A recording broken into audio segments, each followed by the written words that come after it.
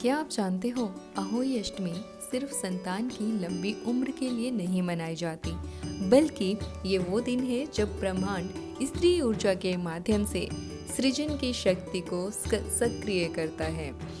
ये दिन हमें याद दिलाता है कि स्त्री के भीतर भी एक माँ की शक्ति है, जो विचारों से वास्तविकता बना सकती है। यही तो सच्चा मैनिफेस्टेशन है। पौराणिक कथा कहती है कि एक बार एक स्त्री ने अनजाने में किसी जानवर के बच्चों को नुकसान पहुंचाया और परिणाम स्वरूप उसके अपने संतान को कष्ट हुआ। जब उसने सच्चे मन से अहोई माता की आराधना की, अपने अपराध को स्वीकार किया और भक्ति से क्षमा मांगी, उसी क्षण उसकी ऊर्जा बदल गई। वो भय से भक्ति में और अपराध से कृतज्ञता में और पीड़ा से शक्ति में बदल गई।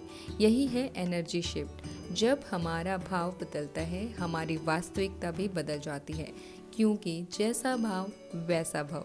भगवत गीता कहती है, यद भावम तद भवति। जैसा तुम सोचोगे वैसा ही महसूस करोगे, वैसा ही ब्रह्मांड तुम्हारे चारों ओर बनता चला जाएगा। विज्ञान भी यही कहता है। क्वांटम फिजिक्स बताती है, हर विचार एक ऊर्जा तरंग है। जब हम डर से सोचते हैं तो नीची तरंगों में चले जाते हैं। जब हम प्रेम, विश्वास और कृतज्ञता से सोचते हैं तो हमारी तरंगें ऊंचाई पर जाती हैं और ब्रह्मांड उसी आवृत्ति पर हमें उत्तर देता है।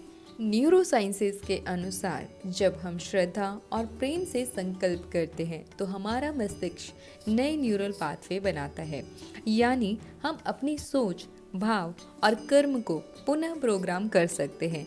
यही है मैनिफेस्टेशन का आधार। आज की प्रैक्टिस ये रहेगी, आप अहोई अष्टमी पर एक दीपक जलाएंगे, अपनी आंख बंद करेंगे और अपने दिल पर हाथ रख कर कहेंगे, एक इच्छा ऐसी सोचेंगे जो आपके लिए पवित्र है और मन में बोलेंगे, धन्यवाद माँ अहोई, ये साकार हो चुका है। मैं इस ऊर्जा के साथ पूरी तरह संरेखित हूँ। उस इच्छा की भावना को महसूस करें, खुश, शांति और पुण्यता। याद रखिए, मैनिफेस्टेशन भावना से होती है, शब्दों से नहीं। जैसे ही आपकी भावना बदलती है, ब्रह्मांड उसी पर आपके लिए नया अध्याय लिखना शुरू कर देता है। मैं सृजन की शक्ति हूँ, मेरे हर विचार में एक ब्रह्मांड छिपा है। अहोई अष्टमी की ऊर्जा मुझे याद दिलाती है कि मैं प्रेम रचती हूँ और मैं वही चमत्कार करती हूँ। जैसा भाव वैसा भविष्य। यही है अहोई अष्टमी का सच्चा संदेश। धन्यवाद।